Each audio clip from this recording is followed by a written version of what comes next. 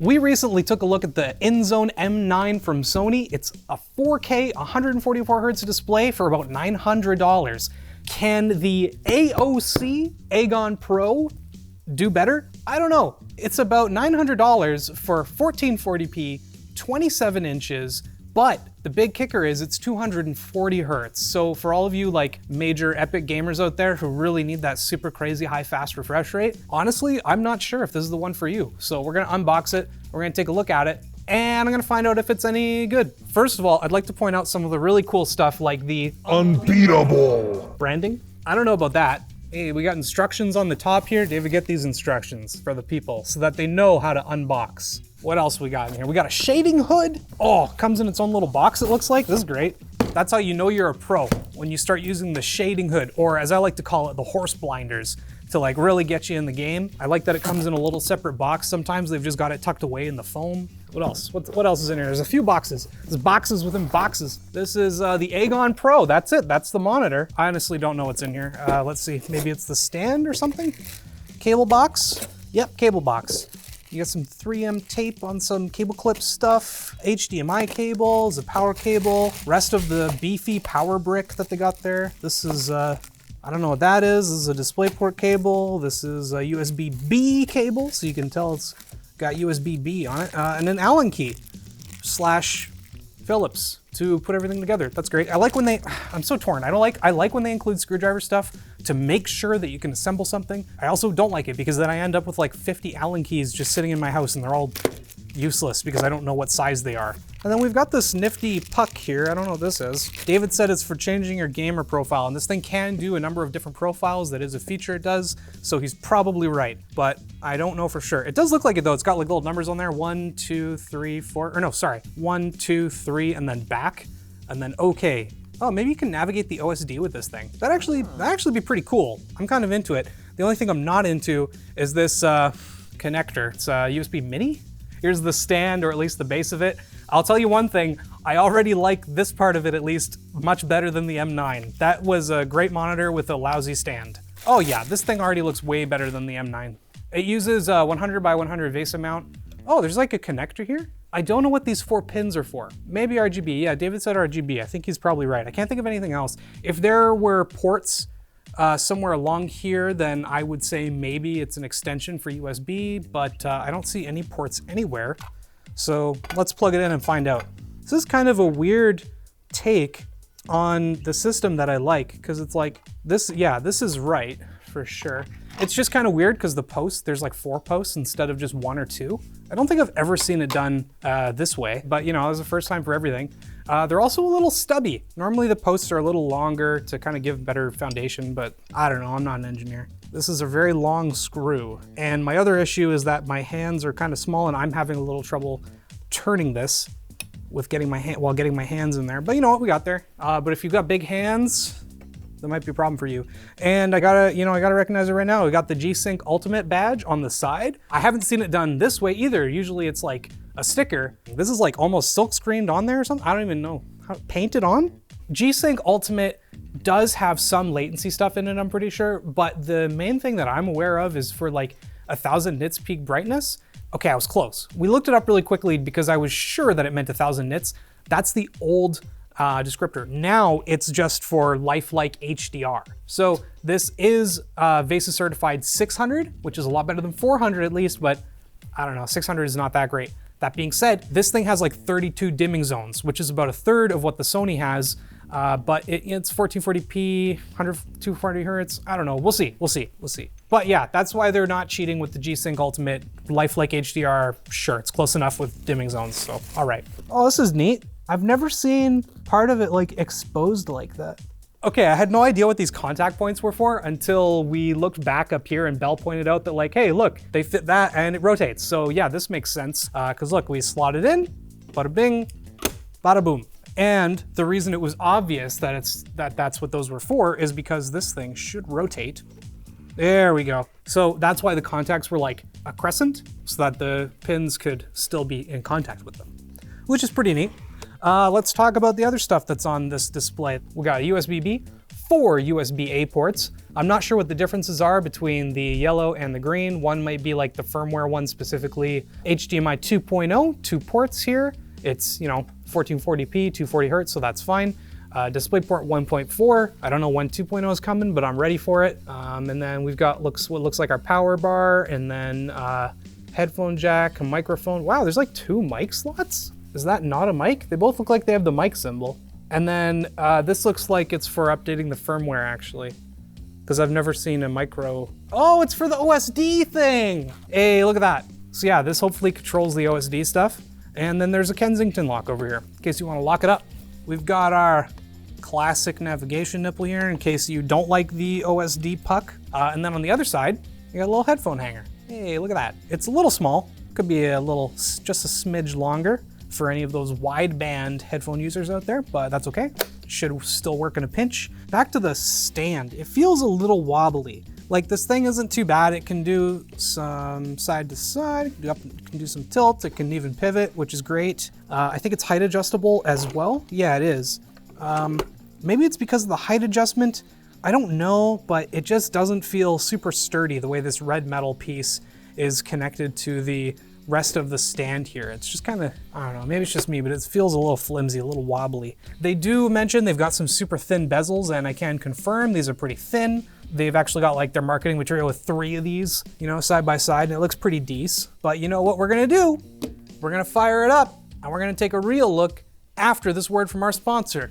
Jackery. Jackery. Jackery's new Solar Generator 1000 Pro is their fastest solar and wall recharging generator yet. It consists of a Jackery Explorer 1000 Pro portable power station and 80-watt solar panels. Plug it into the wall and get a full charge in under 2 hours and deliver up to 100 watts of power, thanks to the 2 100-watt power delivery ports. Check out the new Jackery Solar Generator 1000 Pro at the link below.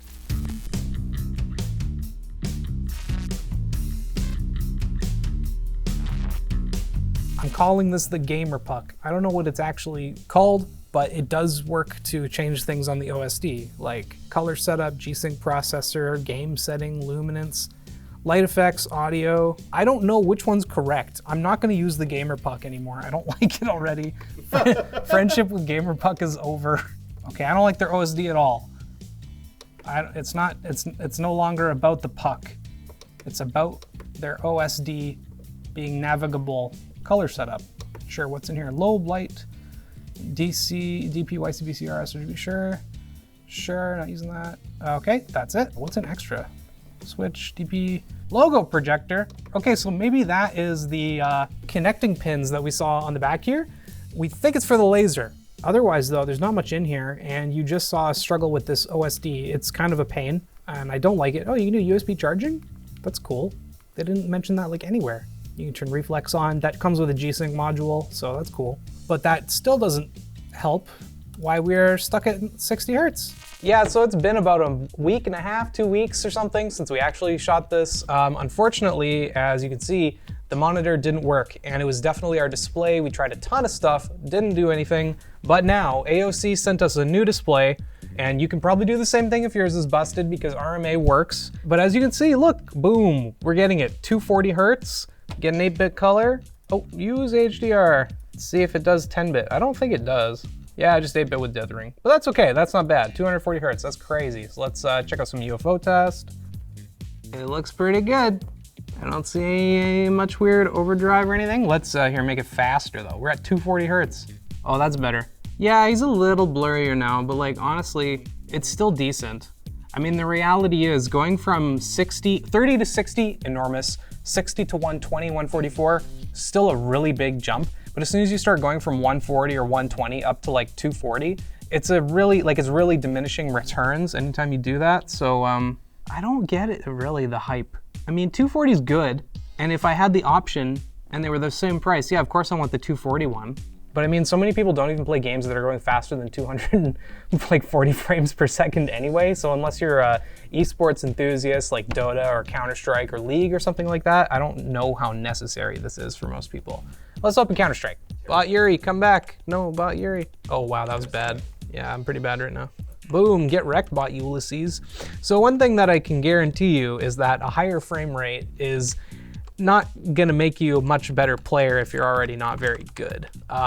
It does improve things on the really high end of stuff, and obviously going from 30 to 60 or 60 to 120 is going to make you personally a little bit better, because it is easier when the frame rate is buttery smooth, and not only the frame rate of the video game, but the refresh rate of your monitor is just buttery smooth and perfect. But it doesn't just fix everything magically. So I guess that's my main takeaway here is, does this monitor work and look pretty and give a really high refresh rate? Yes. Is that going to make you better and start winning Counter-Strike or Dota or League matches?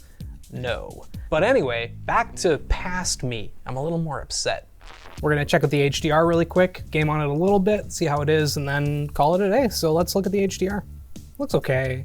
There are 32 dimming zones, which is a third of the 96 on the in-zone monitor, but it's a lot more than your like 6-column HDR 400 display that you're gonna see a lot of the time.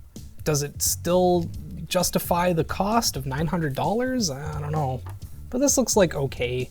I really need to see the dimming zones in action, so I need to like bloom some stuff up here. Yeah, it's Tomb Raider. I mean, all those things moving around look pretty decent, and the lighting looks okay, but one, this isn't the best HDR game. All of our stuff was uninstalled. I'm sorry. It looks okay. I mean, it's 144 hertz, not 240. It looks decently clear.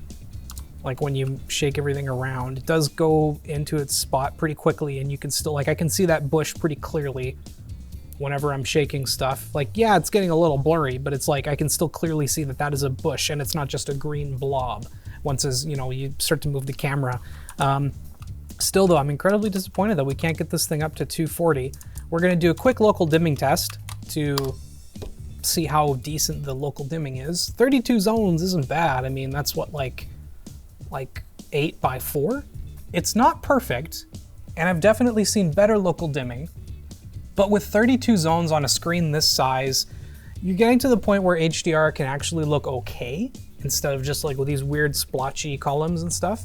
It's not ideal. Like even the 96 zones on that in zone were looking pretty sweet, and I really don't want to have to move backwards down to 32, especially when the price is basically the same. So you're kind of sitting there thinking, I'm gonna spend $900 on a monitor.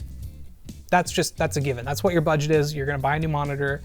Do you spend $900 on the in zone with the terrible stand that I hate, but much superior display with 4K, 140 hertz, 96 dimming zones? Like, that thing is just a beast. Or do you spend $900 on the 27-inch AOC display?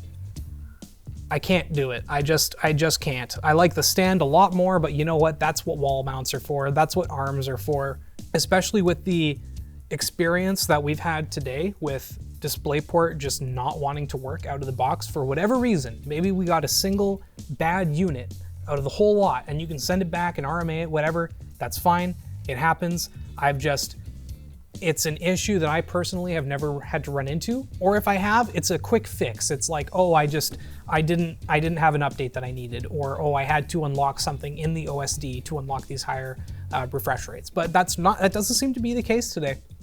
So maybe I'm crazy. If you guys think that I'm doing something completely wrong and I've missed it and it's so obvious, tell me in the comments. I'm so sorry.